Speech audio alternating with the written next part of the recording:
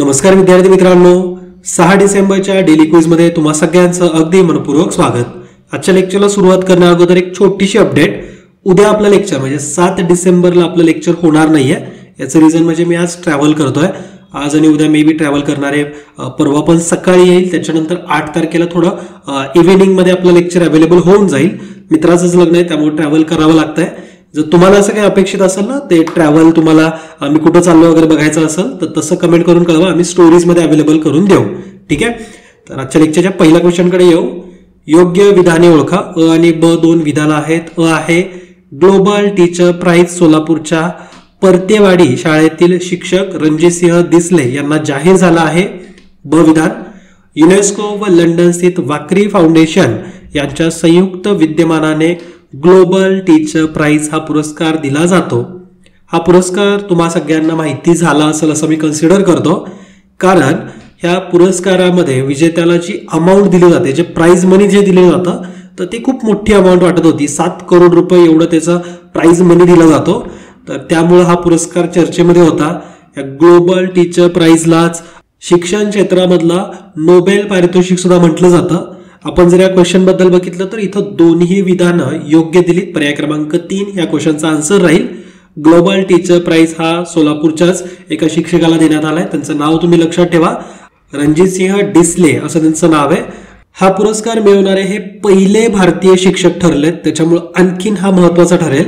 7 कोटी रुपये म्हणजे 1 बिलियन हे पुरस्काराचं एक प्राइज मनी आहे। आणि एक वैशिष्ट्य म्हणजे या पुरस्कारामधले जी अमाऊंट देण्यात आली आहे तर त्याची 50% रक्कम हे इतर 9 जे काही नॉमिनेशन्स होते तर त्यांना देऊ, अशा प्रकारचं रणजितसिंह डिसले यांनी जाहीर सुद्धा केलंय। म्हणजे एकूण 10 शिक्षकांना अंतिम यादीमध्ये सिलेक्ट केलं होतं, त्यापैकी एकालाच विजेता म्हणून घोषित केलं। जे 9 इतर नॉमिनीज जे होते तर यांना हा पुरस्काराची जवळपास 50% अमाऊंट ही रणजितसिंह डिसले हे डिस्ट्रीब्यूट करतायत, अशा प्रकारची जाहीर घोषणा त्यांनी केली आहे। ठीक आहे, हा पुरस्कार रणजितसिंहांना का देण्यात आलाय तर भारतामध्ये QR कोडेड पुस्तकांच्या माध्यमातून देशातील शिक्षण क्षेत्रात झालेल्या अभिनव क्रांतीसाठी तसेच मुलींच्या शिक्षणास प्रोत्साहन देण्यासाठी जे त्यांनी प्रयत्न केले तर यासाठी डिसले यांना हा पुरस्कार जाहीर झालेला आहे। ठीक आहे, QR कोड बद्दल तुम्ही माहिती असू द्या। QR म्हणजेच क्विक रिस्पॉन्स कोड। ठीक आहे, आणि या पुरस्काराची घोषणा लंडन मधल्या नॅचरल हिस्ट्री म्युझियम मध्ये एक समारंभ झाला होता। त्या समारंभादरम्यान अभिनेते स्टीफन फ्राय यांनी या पुरस्काराची घोषणा केली आहे। ठीक आहे, तर हे व्यक्ती आणि हा पुरस्कारचा समारंभ जो होता किंवा एक समारंभ जो होता तर तो कुठं होता, लंडन मधल्या नॅचरल हिस्ट्री म्युझियम मध्ये एक समारंभ होता, ज्यामध्ये अभिनेते स्टीफन फ्राय यांनी या पुरस्कारांची घोषणा केली आहे। ठीक आहे, हा पुरस्कार 2015 सालापासून दिला जातो आणि या पुरस्काराच्या आतापर्यंतच्या रेकॉर्डमध्ये असं पहिल्यांदाच झालंय की पुरस्काराची अमाऊंट किंवा रक्कम जी असते जवळपास 7 कोटींची रक्कम ही पहिल्यांदाच कुठल्या विजेत्याने इतरांसोबत शेअर केली आहे, तर हे सुद्धा पहिल्यांदाच होत आहे। तर म्हणून रणजितसिंह सर हे जास्त चर्चेमध्ये होते आणि या पुरस्काराला अध्यापनासाठीचा नोबेल पुरस्कार म्हणून सुद्धा बघितलं जातं। तर एवढी इन्फॉर्मेशन तुम्ही लक्षात ठेवा। पुढचा क्वेश्चन आहे, कोणत्या राज्यातले पोलीस ठाणे 2020 या वर्षात सर्वोत्तम कामगिरी करणारे पोलीस ठाणे ठरले आहे? 2020 मधलं सगळ्यात चांगली कामगिरी करणारं पोलीस स्टेशन कोणतं आहे? तर पर्याय दिलेले आहेत मणिपूर राज्याचं, तामिळनाडू, महाराष्ट्र की छत्तीसगड। तर मणिपूर राज्याचं जे पोलीस स्टेशन आहे, मणिपूर राज्य हे या क्रमवारीमध्ये पहिल्या स्थानावरती आहे। कोरोना सारख्या परिस्थितीमध्ये आपलं कर्तव्य अगदी निष्ठेने पार पाडणाऱ्या देशातल्या 10 सर्वोत्तम पोलीस ठाण्यांची यादी केंद्रीय गृह मंत्रालयाने जाहीर केली। यामध्ये मणिपूरमधलं मॉन्गपॉक सेकमाई तर या पोलीस ठाण्याचा पहिला क्रमांक लागतो।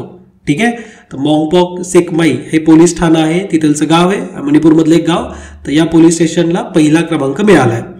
तामिळनाडूमधील AWPS सुरमंगलम आणि अरुणाचल प्रदेशमधील खासांग तर ही ठाणी अनुक्रमे 2ऱ्या आणि 3ऱ्या क्रमांकावरती आहेत। ठीक आहे, पहिले 3 पोलीस स्टेशनची नावं लक्षातच ठेवायची असतात। या टॉप 10 पोलीस स्थानकांमध्ये महाराष्ट्रातलं एक सुद्धा नाहीये, तर हा सुद्धा एक महत्वाचा मुद्दा आहे। महाराष्ट्रातल्या एकाही ठाण्याचा याच्यामध्ये समावेश नाहीये। डेटा विश्लेषण, थेट निरीक्षण, लोकांची मते तर या 3 सूत्रांच्या आधारावरती 10 पोलीस ठाण्यांची निवड करण्यात आली आहे, असं गृह मंत्रालयाने स्पष्ट केलंय। 2015 साली पंतप्रधान नरेंद्र मोदी यांनी कच्छमध्ये जे पोलीस महासंचालकाची परिषद होती तर त्यामध्ये सर्वोत्तम पोलीस ठाण्याची निवड करावी अशा प्रकारची संकल्पना मांडली होती आणि त्याच आधारावरती हे पुरस्कार आता देण्यात आलेत. ठीक आहे, तर पहिले 3 पोलीस स्टेशन, त्याच्यामध्ये पहिला आहे मणिपूर या राज्यामधलं, ते कोणतं तर नागपोग सेकमाई. दुसरा आहे तामिळनाडूमधील AWPS सुरमंगलम आणि तिसरा आहे अरुणाचल प्रदेशमध्ये खारसांग. ओके, पुढचा क्वेश्चन आहे कोणत्या दिवशी भारतीय नौदल दिन साजरा करतात. तर याचा आन्सर आहे 4 डिसेंबर. 4 डिसेंबरला आपण नौदल दिन साजरा करतो. 1971ला 4 डिसेंबर 1971ला युद्धात भारतीय नौदलाने पाकिस्तानला धूळ चारली होती, तर त्याच्या स्मरणार्थ म्हणून हा दिन आपण साजरा करतो. याच दिवशी विजयाच्या स्मरणार्थ 4 डिसेंबर हा नौदल दिन म्हणून आपण साजरा करतो. यंदाच्या भारतीय नौदलाची जी थीम होती तर ती आहे Indian navy combat ready, credible and cohesive. तर ही या वर्षीची यंदाची थीम होती इंडियन नेव्ही डेची. आपल्या भारतीय नौदलाचं ब्रीद वाक्य काय आहे तर शन्नो वरुण हे आपल्या भारतीय नौदलाचं ब्रीद वाक्य आहे. मुख्यालय नवी दिल्लीमध्ये आहे आणि सध्याचे नौदल प्रमुख आहेत ॲडमिरल करमबीर सिंग. ठीक आहे, आणि तुम्हाला हे पण माहिती पाहिजे फादर ऑफ इंडियन नेव्ही म्हणून कुणाला ओळखलं जातं तर छत्रपती शिवाजी महाराज यांना आपण फादर ऑफ इंडियन नेव्ही म्हणून ओळखतो. इवन ही सगळी इन्फॉर्मेशन आपल्या इंडियन नेव्हीच्या वेबसाईटवरती सुद्धा आहे.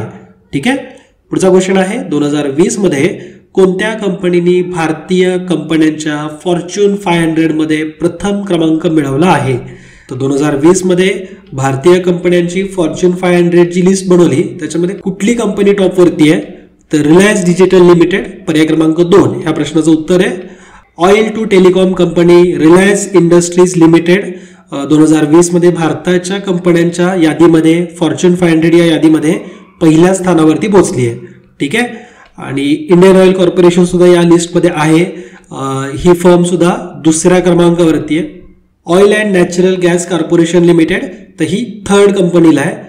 IOC अँड ONGC या दोन्ही कंपन्या आपल्या महारथन कंपनी आहेत. इंडियन ऑइल कॉर्पोरेशन लिमिटेड दुसऱ्या क्रमांकाला तर oil and natural gas corporation ONGC ही 3ऱ्या क्रमांकावरती आहे. मी पुन्हा एकदा तुम्हाला आठवण करून देतो, महारथन कंपनी लक्षात ठेवण्याची जी ट्रिक आहे ती आहे सॉनिक GB स्क्वेअर.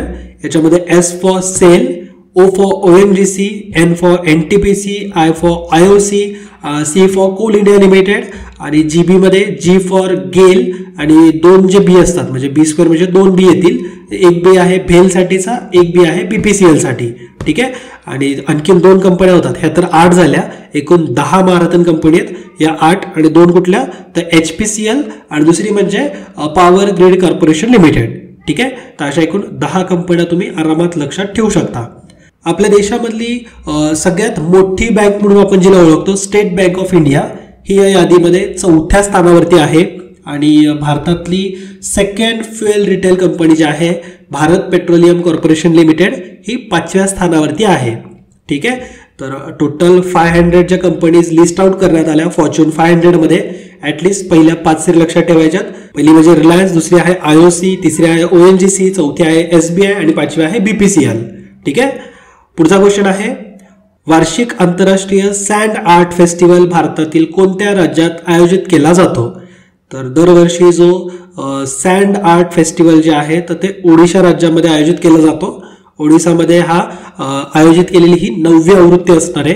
कोणार्क फेस्टिवलची 31वी आवृत्ती सुद्धा ओडिशामध्येच सुरू आहे सध्या आणि आंतरराष्ट्रीय सँड आर्टची 9वी आवृत्ती सुद्धा ओडिशामध्ये असणार. ओडिशा राज्य हे भारताच्या पूर्व किनारपट्टीवरती उत्तरेला असलेले एक राज्य आहे. या राज्याच्या पूर्वेला बंगालचा उपसागर आहे, उत्तरेला पश्चिम बंगाल राज्य आहे, झारखंड राज्य आहे, पश्चिमेला छत्तीसगड आहे, नैऋत्येला तेलंगणा आहे आणि दक्षिणेला आंध्र प्रदेशची सीमा लागून आहे. ठीक आहे, तर ओडिशाबद्दलचं जॉग्राफिकल लोकेशन तुमचं असं पाठ असायला पाहिजे, लगेच क्लिक झालं पाहिजे पटापटा. ओडिशा म्हटल्यानंतर त्याच्या राईटला काय आहे, वरती काय, खाली काय, लेफ्टला काय आहे. तर असे तुम्ही राज्यांच्या बॉर्डर, सीमा आणि त्याचे संलग्न राज्य हे थोडेसे पाठ करा. ठीक आहे, तर मॅप पाठ केल्यानंतर ह्या गोष्टी आपोआप पाठ राहतील. आणि ओडिशाची राजधानी आहे ती म्हणजे भुवनेश्वर, जे ओडिशामधलं सगळ्यात मोठं शहर सुद्धा आहे. ठीक आहे, आणि माझा तुम्हाला एक सिम्पल क्वेश्चन आहे की तुम्ही एका फेमस सँड आर्टिस्टचं नाव कमेंट करून कळवा. त्यांची बऱ्याच वेळेस चर्चा होते, भरपूर साऱ्या तुम्ही त्यांच्या इमेजेस फॉर्म केलेल्या बघितल्या असतील. तर जे सँड आर्टिस्ट आहेत भारताचे अतिशय प्रसिद्ध सँड आर्टिस्ट, तर त्यांचं नाव काय हे कमेंट करून कळवा. ठीक आहे. खालीलपैकी कोणाला फिट इंडिया चळवळीचे ब्रँड अँबॅसिडर म्हणून घोषित करण्यात आलं किंवा नियुक्त केले गेलं आहे? तर फिट इंडिया मुवमेंटचे ब्रँड अँबॅसिडर, आता तो व्यक्ती सुद्धा फिटच पाहिजे ना, तर कुलदीप हंडू हे आपल्या या फिट इंडिया चळवळीचे ब्रँड अँबॅसिडर असतील. आता कुलदीप हंडू म्हणजे नेमके कोण? तर जम्मू काश्मीर या केंद्रशासित प्रदेशातून ते पहिलेच असे व्यक्ती आहेत की ज्यांना द्रोणाचार्य पुरस्कार देण्यात आलेला आहे. आणि त्यांचा जन्म हा मूळतः श्रीनगरमध्ये झाला होता, श्रीनगरचे ते, आणि वुशूचे ते कोच आहेत. ठीक आहे. वुशू हा जो एक गेम असतो त्याचे ते कोच आहेत. आणि जम्मू काश्मीर या युनियन टेरिटरीमधून पहिले द्रोणाचार्य विजेते कोच, तर त्यांना आपल्या देशाच्या फिट इंडिया चळवळीसाठी ब्रँड अँबॅसिडर म्हणून घोषित करण्यात आलंय. ठीक आहे. पुढचा क्वेश्चन आहे, नुकत्याच निधन झालेल्या पाकिस्तानच्या 15व्या पंतप्रधानाचे नाव सांगा. तर रिसेंटलीच पाकिस्तानचे जे एक PM होते, 15वे पंतप्रधान जे होते, तर त्यांचं निधन झालंय. तर त्यांचं नाव काय? तर जफरुल्ला खान जमाली. तर यांचं निधन हे नुकतंच झालं, पण पाकिस्तानचे ते 15वे पंतप्रधान होते. 2002च्या नोव्हेंबर पासून ते जून 2004 पर्यंत, म्हणजे जवळपास 1 वर्ष 7 महिने ते पाकिस्तानचे पंतप्रधान म्हणून कार्यरत होते. आणि एक इंटरेस्टिंग फॅक्ट आहे यांच्याबद्दलची की ते पहिले आणि एकमात्र असे प्रेसिडेंट आहेत, असे प्राईम मिनिस्टर आहेत की जे पाकिस्तानच्या बलोचिस्तानशी बिलॉंग करतात. ठीक आहे. तर बलोचिस्तानमधून आतापर्यंत एकही असा मोठा लीडर हा पाकिस्तानच्या कॅबिनेटमध्ये सुद्धा नाहीये. मात्र हे पाकिस्तानचे असे पहिले पंतप्रधान होते, पहिले आणि शेवटचे आहेत की जे बलोचिस्तान प्रांताशी बिलॉंग करतात. ठीक आहे. तर ही फॅक्ट तुम्ही लक्षात ठेवू शकता. पुढचा क्वेश्चन आहे, 2020 मध्ये कोटक वेल्थ होऊन लीडिंग वेल्दी विमेन, तर रँकिंगमध्ये अव्वल स्थान पटकावणाऱ्या भारतीय महिला उद्योजकाचे नाव सांगा. तर अशा उद्योजका आहेत ज्यांचं नाव Kotak wealthy Hurun leading wealthy women, तर या यादीमध्ये त्यांचं नाव हे पहिल्या क्रमांकावरती आहे. आता HCL कंपनी तुम्ही ऐकून असाल, HCL टेक्नॉलॉजीजच्या त्या मालकीन आहे. जवळपास 54,850 कोटींची त्यांच्याकडे संपत्ती आहे. आणि सगळ्यात रिचेस्ट विमेन हे यादीमध्ये आहेत, त्या म्हणजे रोशनी नदार मल्होत्रा. ठीक आहे.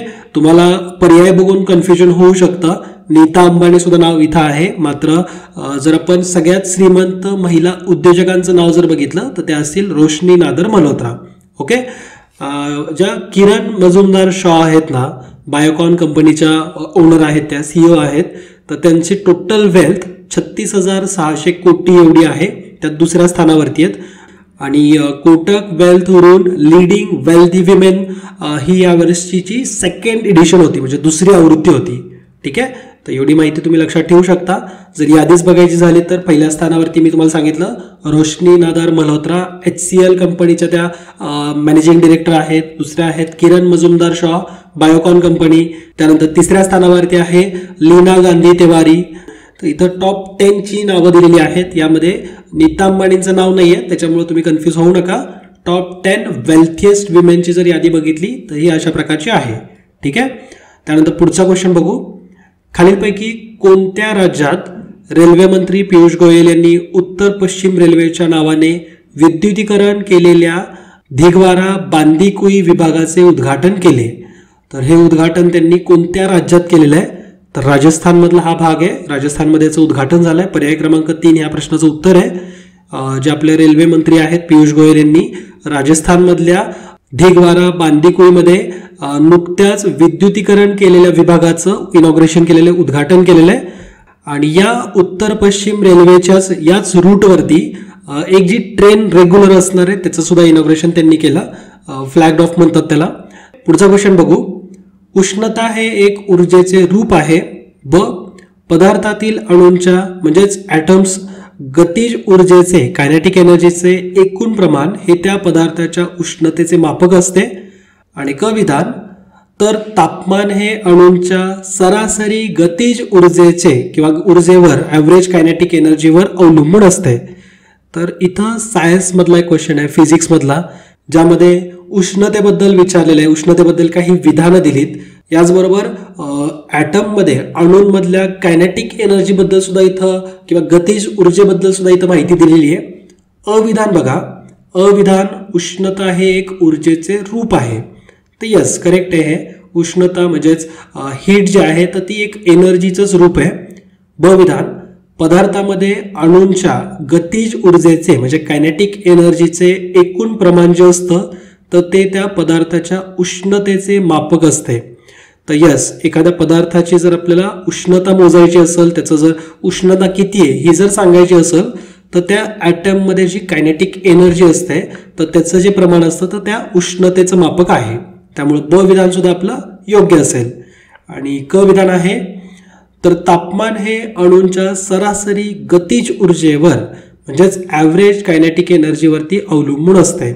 तर त्या पदार्थाचं जे तापमान आहे तर अणूंची, त्या पदार्थामध्ये असलेल्या अणूंची जी ॲव्हरेज कायनेटिक एनर्जी असेल तर त्यावरतीच त्या पदार्थाचं तापमान म्हणजे टेम्परेचर हे अवलंबून असतं. तर क सुद्धा विधान योग्य आहे. अ, ब आणि क ही तीनही विधानं आपली योग्य आहेत. ठीक आहे. पदार्थामध्ये असलेली उष्मा म्हणजेच उष्णता होय. उष्णता हे एक ऊर्जेचे एक रूप असते. पदार्थाच्या म्हणजेच ॲटम्स गतिज ऊर्जेचे एकूण प्रमाण हे त्या पदार्थातील उष्णतेचे मापक असते. तर तापमान हे अणूंच्या सरासरी गतिज ऊर्जेवरती अवलंबून असते. ठीक आहे. पुढचा क्वेश्चन अगदी सोपा आहे. 1000 ग्रॅम पाण्याचे तापमान 1 अंश सेल्सिअसने वाढवण्यासाठी किती ऊर्जा खर्च करावी लागेल? तर हा अतिशय सोपा क्वेश्चन आहे. याच्यामध्ये कुठलंही कॅल्क्युलेशन करत बसण्याची गरज नाही किंवा कुठलाही फॉर्म्युला तुम्हाला पाठ असण्याची गरज नाही. फक्त जर तुम्हाला तो कन्सेप्ट समजला असेल तर गोष्टी लगेचच क्लिक होतील. इथं बघा, जर पर्याय जर बघितलं तर 4.18 जूल, 41.8 जूल, 418 जूल आणि 4180 जूल. तर असेच तुम्हाला पर्याय दिलेले आहेत. यापैकीच आपलं कुठलं तरी आन्सर आहे. थोडासा विचार करायचा आहे. 1 कॅलरी जे असते ना, तर 1 कॅलरी बरोबर 1 ग्रॅम पाण्याचे तापमान वाढवण्यासाठीचं जे काही ऊर्जा लागणार आहे त्याला आपण 1 कॅलरी ऊर्जा असं म्हणतो. ठीक आहे. 1 ग्रॅम पाण्याचे तापमान 1 अंश सेल्सिअसने जर आपल्याला वाढवायचं असेल तर त्याच्यासाठी खर्च केली जाणारी ऊर्जा असते त्याला आपण 1 कॅलरी असं म्हणतो. इथं 1 ग्रॅम पाण्याच्या ऐवजी आपल्याला 1000 ग्रॅम पाणी असं म्हटलेलं आहे. ज्या 1000 ग्रॅम पाण्याचं तापमान आपल्याला 1 अंश सेल्सिअसनीच वाढवायचं आहे. जर 1 ग्रॅम 1 सेल्सिअसनी वाढवायचं असेल तर आपल्याला 1 कॅलरी ऊर्जा लागते. तर इथं किती कॅलरी ऊर्जा लागणार? 1000 ग्रॅम पाणी आहे आणि उष्णता तर 1 डिग्री सेल्सिअसनीच वाढवायची आहे. तर तापमानासाठी जी आपल्याला ऊर्जा लागेल तर ती असणार आहे 1000 कॅलरी. ठीक आहे. 1 ग्रॅम पाण्यासाठी 1 अंश जर वाढवायचं असेल तर 1 कॅलरी ऊर्जा लागते. इथं पाणी आपल्याला 1000 ग्रॅम दिले, उष्णता 1 डिग्रीच वाढवायची आहे. तर यासाठी एकूण ऊर्जा ही 1000 कॅलरी खर्च करावी लागेल. ठीक आहे. आता कॅलरीचं मी तुम्हाला का सांगितलं? कारण 1 कॅलरी म्हणजेच 4.18 जूल असतं. ओके. हे काही कुठलं रॉकेट सायन्स आहे का मित्रांनो? अजिबात नाही. तुम्ही शाळेमध्ये सुद्धा हे शिकलाय. 1 कॅलरी म्हणजे 4.18 जूल असतं. हे असं काहीतरी 4.18 बघितल्यावरती लगेच आपल्याला क्लिक व्हायला सुरू होतं की हा, हे 4.18 जूल वगैरे आपण कुठेतरी बघितलेलं आहे. एक्झॅक्ट आपल्याला माहिती नसतं पण बघितलेलं हे असतं. तर हेच आता आपण रिवाईज करतोय की 1 कॅलरी म्हणजे 4.18 जूल असतं. 1000 कॅलरी आपल्याला जे ऊर्जा लागणार आहे तर ती किती जूल असणार? मग 4180 जूल. ठीक आहे. तर आपला आन्सर असेल पर्याय क्रमांक 4. आता ज्यावेळेस तुम्ही असे काही कॅल्क्युलेशन्स बघता किंवा असे काही एक्झाम्पल बघता ना तर थोडं भीती बसल्यासारखं होतं, थोडं नर्वसनेस येतो की अरे माझा अभ्यास झालाच नाही, आता काय करायचं. तर तेच इथे रिवाईज करण्याचं आपण काम करतोय. अभ्यास तुमचा झालेला आहे, तुम्ही शाळेमध्ये हे शिकलाय पण आत्ता तुम्हाला या मोमेंटला ते आठवत नाहीये. याचा अर्थ काही तुमचा अभ्यास झाला नाही असा होत नाही. फक्त रिव्हिजन करण्याची गरज होती जी आपण डेली क्विजच्या माध्यमातून दररोज करत जाऊ. असेच जीएसचे पण क्वेश्चन घेत जाऊ. तर आजच्या सेशनमध्ये तुमची इथंच रजा घेणार आहे. जे सुरुवातीला मी अपडेट दिलं की उद्या आपलं लेक्चर नसणार आहे. त्याचं रिझन आहे की मी माझ्या मित्राच्याच लग्नाला चाललो आहे. तर त्या रिलेटेड जर तुम्हाला काही बघायचं असेल तर तसं कमेंट करून कळवा. त्याबद्दलचे व्हिडिओज हे स्टोरीजमध्ये तुम्हाला अवेलेबल होतील. ठीक आहे. आणि जाताना मी पुन्हा एकदा आठवण करून देतो, राज्यसेवा 2021च्या बॅचचे ॲडमिशन्स 10 डिसेंबरला रात्री 11 वाजता बंद होत आहेत. त्यामुळे जे विद्यार्थी इंटरेस्टेड आहेत अशांनी लवकरात लवकर प्रवेश घ्या. प्रवेश घेण्याच्या संदर्भात सगळ्या लिंक आणि डिस्क्रिप्शन बॉक्समध्ये आहेत. विजन स्टडीचं ॲप डाउनलोड करून त्याबद्दलची सगळी माहिती मिळेल. तर आज इथंच रजा घेतो. हसत खेळत अभ्यास करा, हेल्दी फूड खा आणि आईवडिलांची काळजी घ्या. जय हिंद, जय महाराष्ट्र. धन्यवाद.